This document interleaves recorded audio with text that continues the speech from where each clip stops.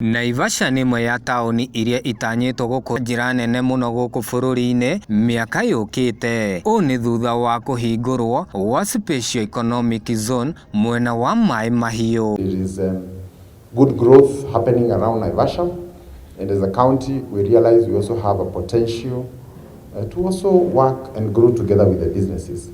And one of the areas we find very important is the development of infrastructure.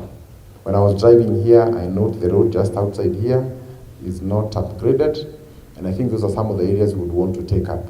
To go ahead of you, prepare the infrastructure so as you come to make your industries, you'll be making them where you already have an existing infrastructure. And we are already negotiating on a sewer system for Naivasha, among other infrastructure development that can.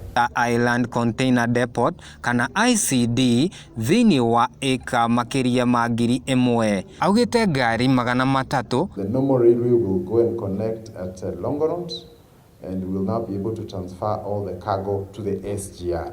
So again, from a logistics point of view, we see a big future here in Naivasha. And as you all know, some of the cargo that will come will require to be given the last mile connection to be taken up to where the factory is. So again, from a logistics point of view, a lot of the logistics business that we had in Mombasa, part of it will also come here.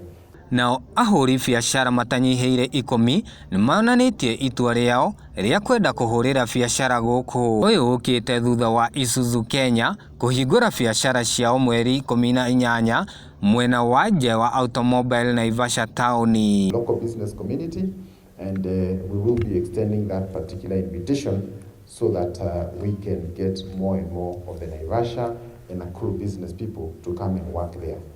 Kũringana na gavana wa Nakuru Kinyanjui, augĩte ũkui wa mĩrigo kuma ICD nĩ ũgũtũma biacara mahiu igacĩre. Li oho nĩ augĩte reri ya kilomita 28 kuma mahiu SGR ngina Longonot nĩ gũteithĩrĩria harĩ gũkua mĩrigo ngina mabũrũri mangĩ. I think if we agreed that maybe a certain percentage of the motor vehicle must be locally made. Yes, we can bring the other parts, but for the tires and all those other things that can be made in Kenya, I think there must be a deliberate effort for Kenyans, or what you call Kenyan outsourcing. So you look for local companies that can be making these seats, that can be making the radios, and all those other smaller components, so that together we can now move from assembly to also partly made in Kenya motor vehicles. And if we do this, I want to assure you, areas like Mahiu and Thika and all these places that are suitable for motor vehicle assembly and building. Ereri wa Isuzu Julius Mwangi ugĩte ngari magana matatũ nicio itanyĩtwo kwendio o mweri. Marking 18 of this kind of outlet in the country. And touch points where you, our customers, can go and get huduma bora. Total care is around 54 in the country. By the end of this year, we are targeting to have touch points. That's why whenever you buy an Isuzu vehicle, you are sure of being taken care of to the tune of 70 such areas and other big areas like the dealership in Nakuru. Tune of 70. Everywhere, when you see the map which you have been given, we are everywhere to the tip of the country, from Mombasa to Nakuru.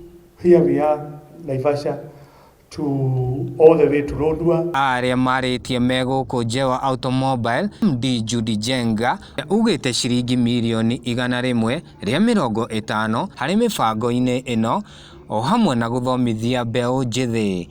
Jewa Automobile Service and Spare Part will make easy for owner of Isuzu vehicle to access